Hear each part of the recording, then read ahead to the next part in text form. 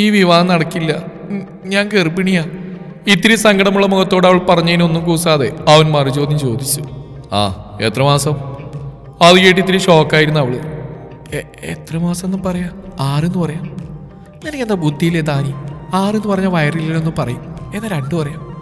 ഇനി അഥവാ 2 എന്ന് പറഞ്ഞാൽ അതിനെ കളഞ്ഞിട്ട് കെട്ടാൻ പറഞ്ഞാലോ? ഇനി എന്താ ചെയ്യാ? ആ, ഐഡിയ. എല്ലായിടത്തും ഗർഭിണിയാണെന്ന് പറയുമ്പോൾ പറയാം 4 മാസമല്ലേ, അത് തന്നെ പറയാം. മനസ്സിൽ വലിയൊരു ചർച്ച തന്നെ അവൾ നടത്തി. ഹലോ. അവളുടെ ഭാഗത്തുനിന്ന് റെസ്പോൺസ് ഇല്ലാത്തതിനാൽ അവൻ അവിടെ നേരെ വിരലിനോട് ചോദിച്ചു. ഞാൻ 4 മാസം ഗർഭിണിയാ. മുഖത്ത് വിഷാദഭാവം വരുത്തി അവൾ പറഞ്ഞു. ഈ 4 മാസത്തിന് എന്താ റേറ്റ്? ആർക്ക് മാരേജ് മുടക്കണമെങ്കിൽ ദേ ഈ 4 മാസം ഗർഭിണിയാ ഞാൻ എന്ന് പറഞ്ഞ് വിവാഹം മുടക്കും. അടവൊന്നും വേണ്ട. എന്താ കാര്യം സ്ട്രൈറ്റ് ആയി പറഞ്ഞു. വിവാഹം മുടക്കണം, അതിലെ കാര്യം. എന്താ റീസൺ? ലവ്? അവളുടെ മനസ്സിലുള്ള അവൻ പറഞ്ഞ അവസാനം ആ ചോദ്യം ചോദിച്ചു അവൾ അല്ലേം തലയാട്ടി. എനിക്ക് പഠിക്കണം. ഇപ്പോൾ +2 കഴിഞ്ഞല്ലേ ഉള്ളൂ. ഇപ്പോഴും ഒരു മാരേജിനെ പറ്റിയൊന്നും ചിന്തിച്ചിട്ടില്ല. അതുമില്ല, വിവാഹം കഴിഞ്ഞാൽ പഠിക്കാൻ പോകാനും പറ്റില്ല. ഇങ്ങനെ പ്രപ്പോസൽ വന്നപ്പോൾ തന്നെ എങ്ങനെ മുടക്കുമെന്ന് കരുതുമ്പോഴാണ് കൂട്ടുകാരി ഐഡിയ പറഞ്ഞു തന്നെ. അവൾ പറഞ്ഞു കേട്ടത് അവൻ പുഞ്ചിരിയോട് അവളുടെ അടുത്തിയെന്ന് നിന്നു. സീതാനി, അങ്ങനെ വിളിക്കാമല്ലോ? അവളോട് ചോദിച്ചതിന് അവൾ തലയാട്ടി. നിന്നെ ഞാൻ കാണാൻ തുടങ്ങിയതേ ഇന്നൊന്നിലൊന്നുമില്ല. നീ +1 തുടങ്ങി അന്നോട്ടേ തുടങ്ങിയതാ.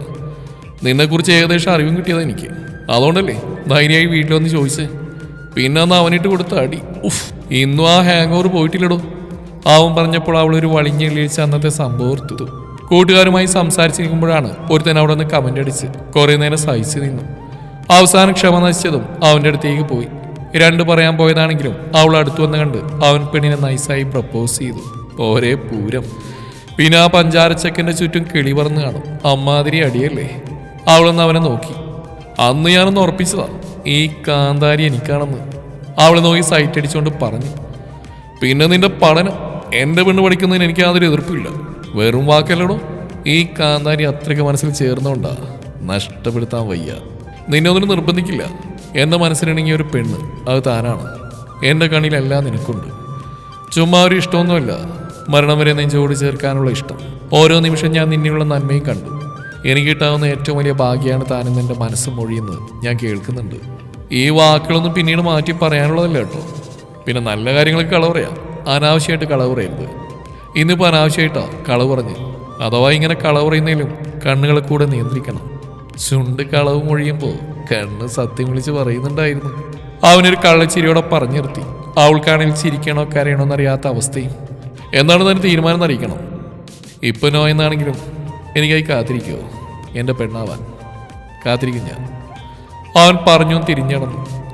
എങ്കിലൊരു കുഞ്ഞു പുഞ്ചിരി ചുണ്ടിലുണ്ടായിരുന്നു. അൽഹാൻ. പിന്നിൽ നിന്നുള്ള ദാനിയുടെ ശബ്ദം കേട്ട് അവൻ തിരിഞ്ഞു നിന്നു. അവൾ അവൻ്റെ അടുത്തേക്ക് ചെന്നു. അവൻ പോലും പ്രതീക്ഷിക്കാതെ അവൻ്റെ നെഞ്ചിലേക്ക് ചാഞ്ഞു. ദാനിയ? അവളുടെ പ്രവൃത്തികൾ ആ പകപ്പോടാൻ വിളിച്ചു. എനിക്കിഷ്ടമാണ്, പക്ഷെ എനിക്ക് പഠിക്കണം. അതിലൊന്നിനും നിർബന്ധിക്കരുത്. എന്നെ മനസ്സിലാക്കാൻ നിങ്ങൾക്ക് കഴിയുന്നു. കുറച്ച് മുന്നേ പറഞ്ഞ വാക്കിൽ നിന്ന് എനിക്ക് മനസ്സിലായി. എനിക്ക് വേണ്ടത് നിങ്ങളെപ്പോലെ ഒരാളെയാണ്.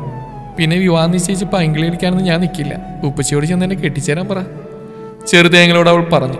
അവൻ്റെ നെഞ്ചിലേക്ക് ചാഞ്ഞു. ഒരു പുഞ്ചിരിയോട് അവളെ വലം ചെയ്തു ആ കൈകൾ. ഇന്നാണ് ആ തകർപ്പൻ കല്യാണം. അലങ്കരിച്ചു വെച്ച സ്റ്റേജിൽ നിൽക്കുന്ന അവിടെ അടുത്ത ഇരുവരുടെയും സുഹൃത്തുക്കൾ ചേർന്ന് ഇരുവരുടെയും ആദ്യം ഏറ്റുപറഞ്ഞ് ഇരുവരെയും കളിയാക്കുകയാണ്. സ്റ്റേജിൽ നല്ല ഭംഗിയാർന്ന ഫോണ്ടിൽ ഗോൾഡൻ നിറത്തിൽ എഴുതിയിരിക്കുന്ന ആ പേരിലേക്ക് എവരുടെയും കണ്ണു ചെന്നു. ദാനിയ അൽഹൻ. പ്രിയമുള്ളവരെ, വിവാഹം മുടക്കാൻ ചെന്ന ദാനി അല്ലുവിന്റെ ഡയലോഗിൽ അങ്ങ് വീണു. ഇന്നിതേ അവന്റെ ഭാര്യയായിട്ട് ഈ സ്റ്റേജിൽ ഒരു തകർപ്പൻ സ്റ്റോറി തന്നെ കേട്ടോ നിങ്ങളുടെ. അൽഹാൻ എന്ന അല്ലുവിന്റെ ചങ്ക് കുരിപ്പിന്റെ ഡയലോഗിൽ അവിടെ ഒരു പൊട്ടിച്ചിരി ഉയർന്നു. ഫംഗ്ഷനൊക്കെ കഴിഞ്ഞ് അവന്റെ കൈ പിടിച്ച് അവന്റെ വീട്ടിലേക്ക് വലതുകാലം എടുത്തു വയ്ക്കുമ്പോൾ ഇരുവരുടെ മനസ്സ് ഒരുപോലെ തണുത്തിരുന്നു. രാത്രിയിൽ തന്റെ അടുത്തേക്ക് വരുന്ന അവളെ നോക്കി പുഞ്ചിരിക്കുന്ന അവനെ ഒന്ന് നോക്കി അവളും പുഞ്ചിരിച്ചു. അവന്റെ അടുത്തായിരുന്നു ആ റൂം മുഴുവൻ കണ്ണോടിക്കുന്ന അവളുടെ കണ്ണുകൾ ഒരു നിമിഷം നിന്നു. കണ്ണുകൾ വികസിച്ചു.